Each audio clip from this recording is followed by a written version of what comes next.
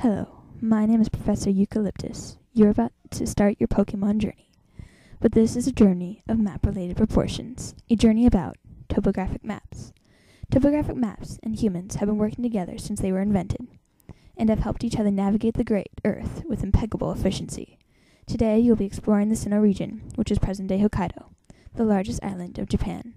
Hokkaido boasts many scenic locations, such as Odori Park, Aiken National Park, and miscellaneous meadows.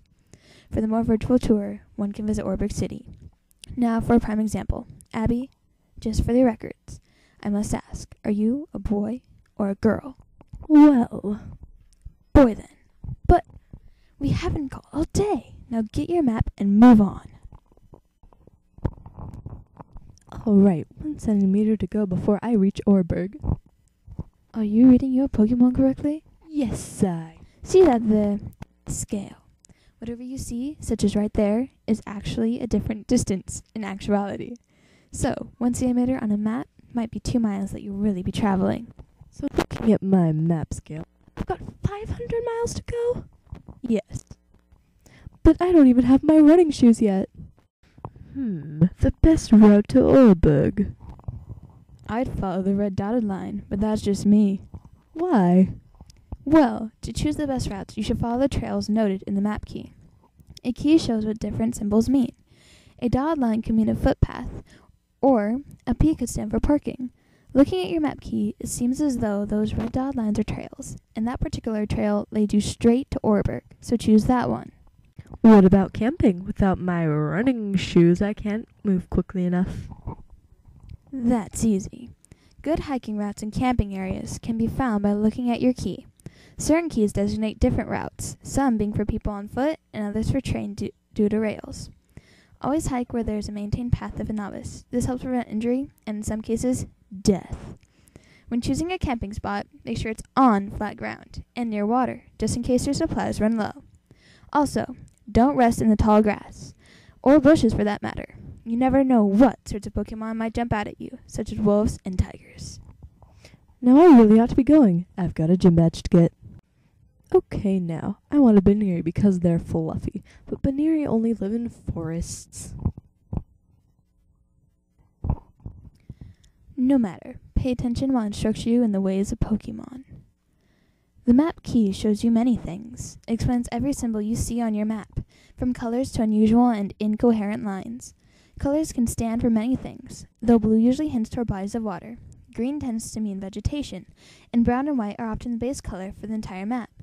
To be more detailed, maps show terrain. In this map, trees signify forests. Also, the red squares are lodging areas, and the yellow flags are golf courses. Without the key, you might think the yellow flags stand for rainbows, in which case you'd be very disappointed.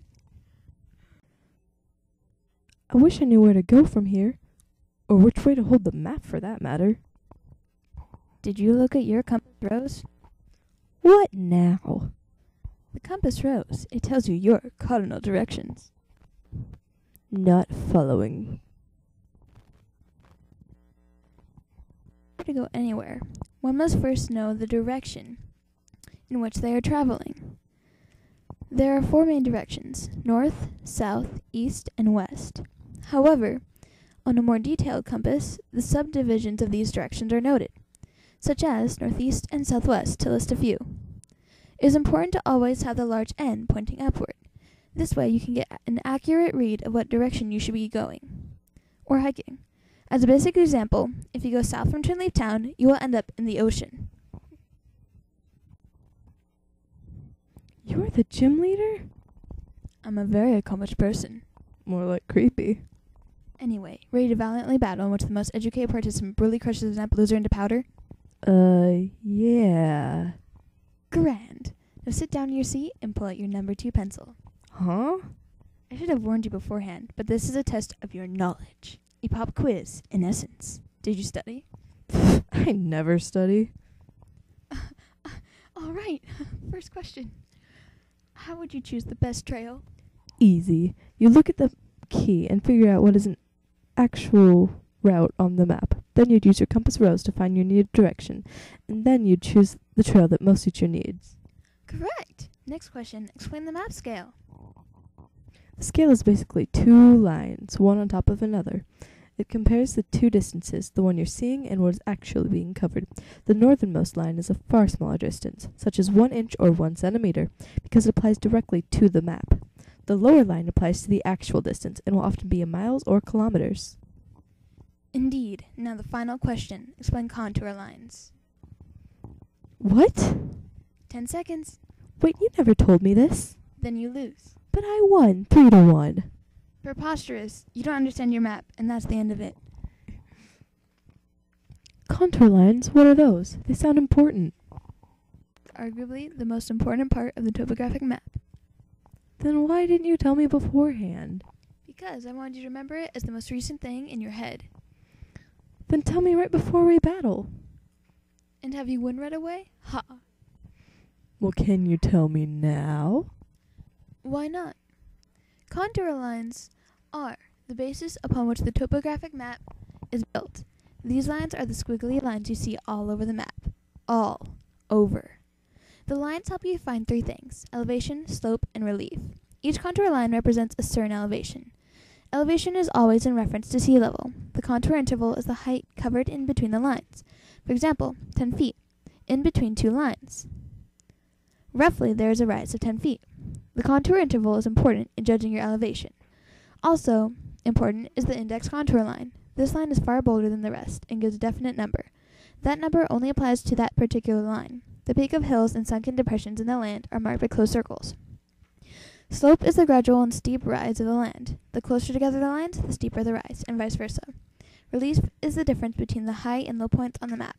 For example, if the highest point was 500 feet and the lowest was 1 foot, your relief would be 499 feet.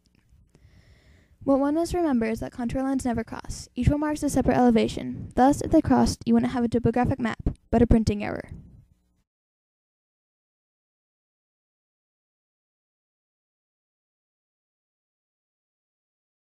Commendable job, son. I hereby present you with the I Passed First Grade badge. May your topographic map never lead you astray, now that you can read it correctly. Hey, my map is evolving! We're done, kid. Nobody cares.